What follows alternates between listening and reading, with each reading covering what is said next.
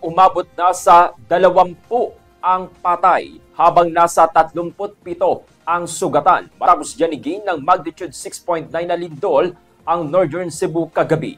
Kinumpirma mismo ng Cebu Provincial Information Office na nagpapatuloy ang search and rescue operations hanggang madaling araw ng Miyerkules. Pinakamatindi ang tama sa Bogo City kung saan 13 ang nasawi, 9 na matatanda at 4 na bata. 4 pa ang naiulat na patay sa katabing bayan ng San Remigio. Kabilang dito ang ilang kasapi ng Bureau of Fire Protection at Philippine Coast Guard na nadaganan ng gumuho ang sports complex habang may larong basketball. Patuloy pa ring hinahanap ang ibang biktima, kabilang na ang referee at isang manlalaro.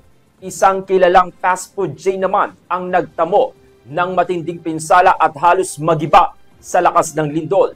Nakaranas din ang mga motorista ng malalaking bitak sa mga pangunahing kalsada.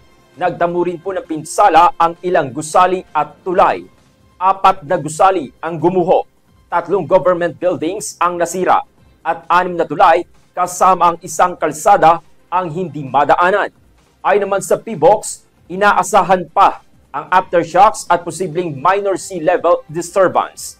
Pinayuhan na rin po ang mga residente sa Cebu, Leyte at Biliran na umiwas muna sa baybayin at maging alerto sa abnormal na alon. Suspendido ang klase ngayong araw ng Miyerkules sa Cebu City para bigyang daan ang inspeksyon ng mga gusali.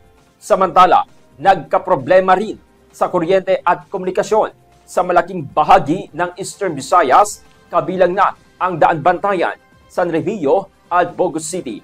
Nananawagan naman ang Cebu Governor sa mga residente na manatiling kalmado at lumayo sa mga estrukturang maaring gumuho.